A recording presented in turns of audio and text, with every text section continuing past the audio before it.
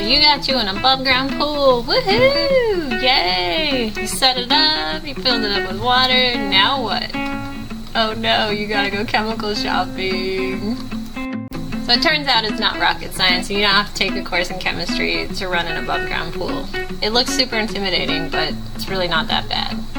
I went with the Clorox line. They suggest you use the same line brand of chemicals, just so there's no explosions or, you know, anything too dangerous. They really seriously make everything sound so scary.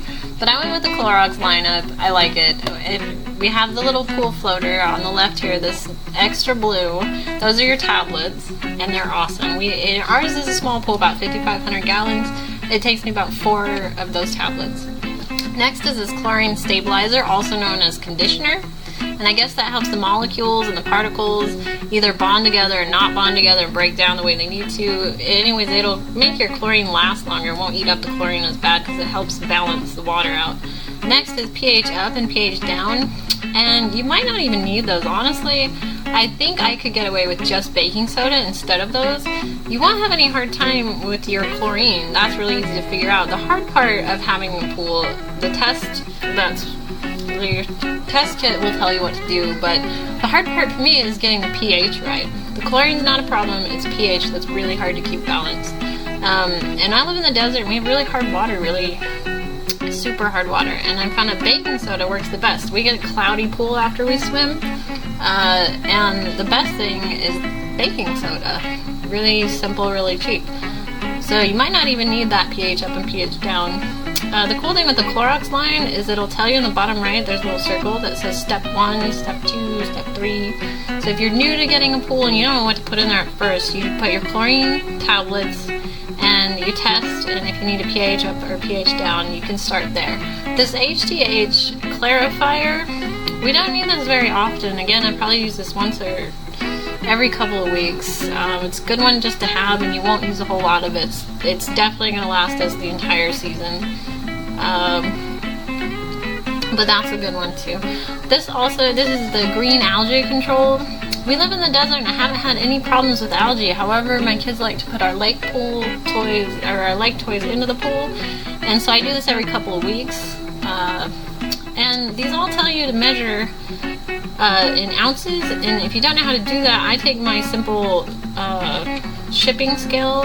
It measures ounces, and I put it in like a red Solo cup, a party cup, and I'll just pour it in there and it will tell me 5 or 6 ounces.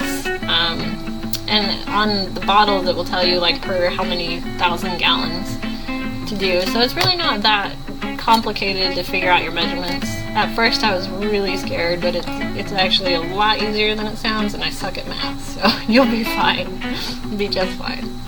This is your pool shock. I went ahead and bought the big box of it. You might as well. I know a lot of people do this every single week and they'll do the entire pack, but we have a small above ground pool and I just do about a half a pack of this a week, unless we swim really hard and the water's really yucky, or it rains and the water's starting to get weird. Our biggest problem is it gets cloudy, so I shock it about every week or week and a half, and I only do half of one of these bags. It's better to underdo than overdo, because telling your kids they can't swim for more than a day is like torture. So you want to run your filter when you do all of these. Actually run your filter as much as you can. At first I was really shy. I only ran it like 6 hours a day. But now I try to just leave it running. When we're not in it, I try to run the filter as much as possible. It really helps keep it clear.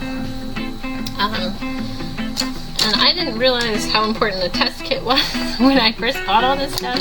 I was just a super newbie, didn't know what I was doing, and I bought the only test kit that they had in the pool aisle.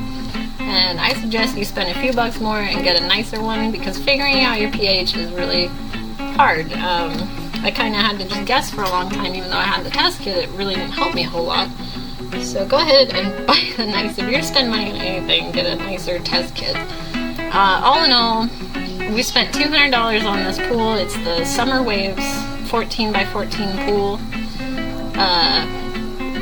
And I promise you I spent half of that at least in chemicals, and probably the other half of that on pool toys. So it's kind of funny. The pool was $200, but all in all, everything And all of this will last longer than the season.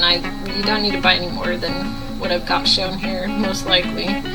But it's kind of funny, you pay $200 for the pool and you spend almost as much in chemicals and accessories and things like that for it.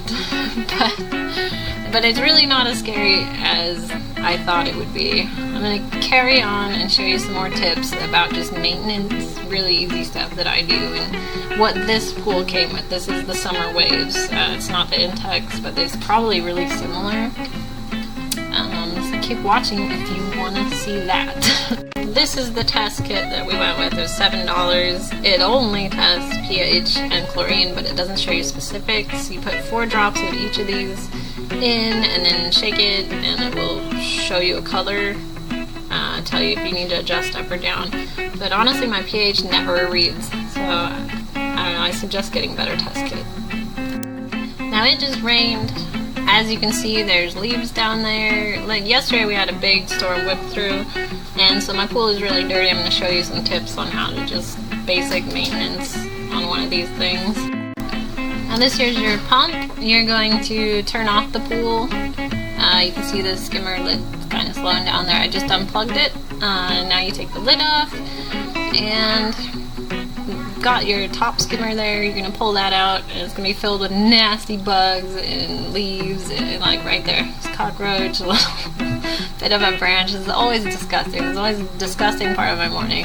But it's really, at first I was just terrified. I was like, I don't know how to do these filters, but they're really not as complicated as it seems at all. And I suggest you buy an extra pack of filters. I just alternate them every day. I clean one out, let it dry, and you can mix with a mixture of bleach if you want, if your filter's extra dirty. But I found that by alternating 3 of them around every few days, they stay a lot cleaner and they last a lot longer. I made it several months, and my filters seem okay, so I haven't had to replace them. But that's a pretty good system. Alright, now you've got your dirty filter. You're just gonna take it and simply hose it out.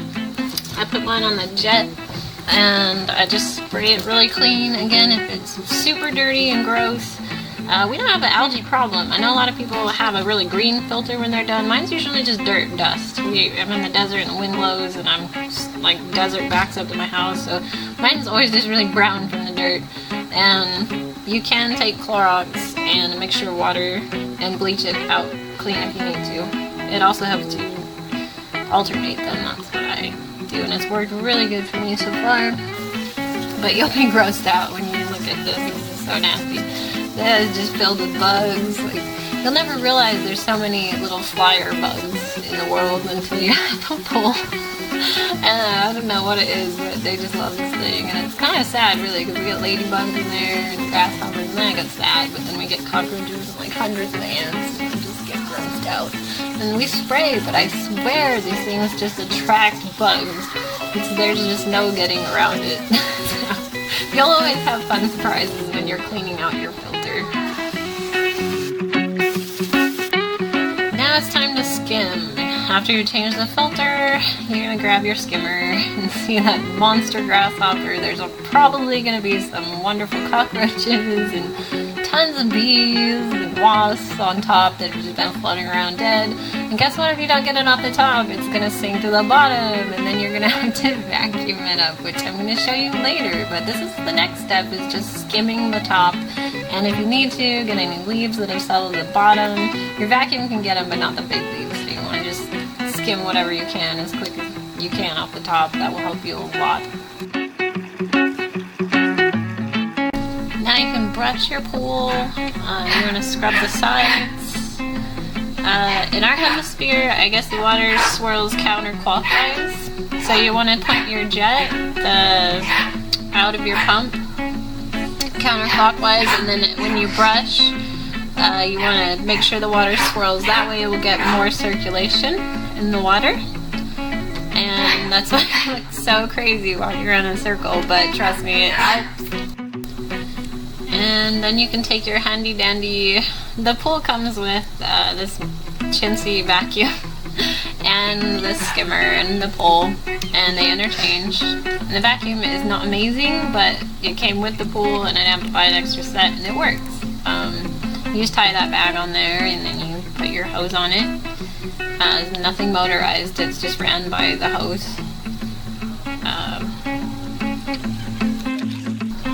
Now it's just wax on, wax off. You gotta be really patient for this part. You want to really go over the seams. When we filled this up, we were all really anxious. We didn't wait long enough to really flatten out the liner on the bottom like I wish we would have.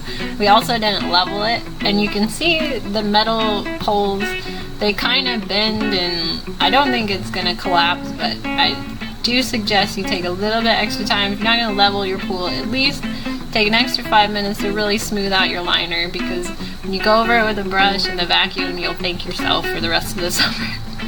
I wish I would have.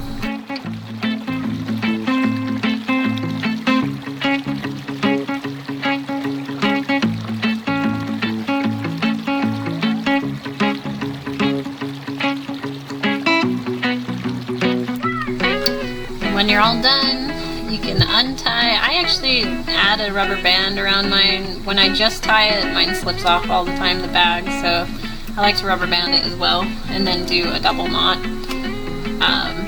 But when you open this thing, you flip it inside out, and you'll find just hundreds of ants and bugs and gross things you never thought. You can't see that stuff sitting on the bottom of your pool. It just looks like dirt, but when you look up close, it's really gross.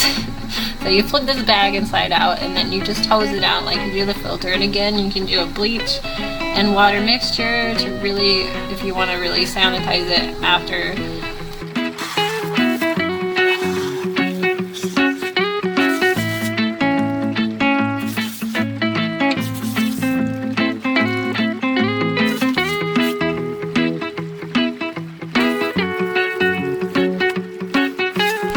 So you can see mine's about halfway on the level. I want to fill it a little bit more. Mine does better the fuller it is, because it's going to suck all that water down into your pump. And then the return jet you always want on an angle like this, going counterclockwise. That will help your water circulate better.